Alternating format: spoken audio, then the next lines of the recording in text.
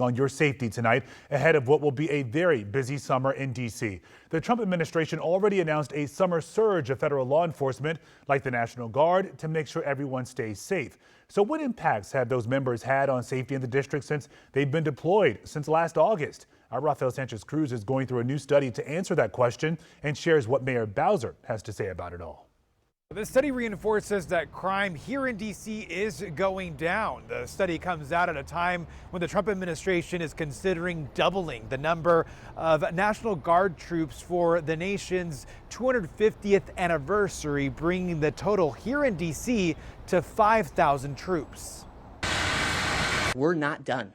As the Trump administration prepares for another summer surge, a new study by the Niskanen Center here in D.C. says last August's deployment of around 2,000 Guard members had no measurable impact in bringing down D.C.'s violent crime. Violent crimes are very targeted, particularly in interpersonal relationships, and you have a clear target and a motivation. Richard Hahn is one of the authors of the study, which says there was a drop in opportunistic or property crime like car theft, especially in tourist areas where the National Guard members were deployed. The drop in property crime is probably most attributable to the visible presence of a uniformed body. Now, whether that's a police officer or if that's a National Guard troop.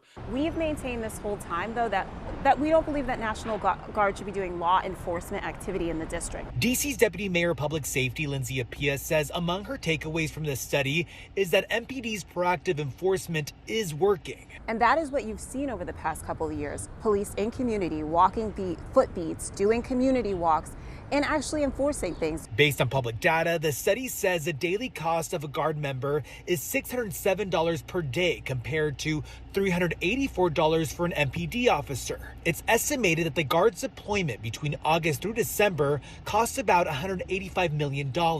It's not something that I can answer. Hahn says he can't answer whether the deployment was worth it. Despite the fact that the Guard may have very little effect, you still might see a case for deploying them now just to make people feel better and feel safer. But members of the group Free DC could not disagree more. They're just laying the groundwork to normalize a military occupation.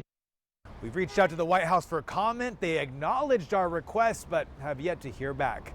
In the district, Rafael Sanchez Cruz, WUSA 9.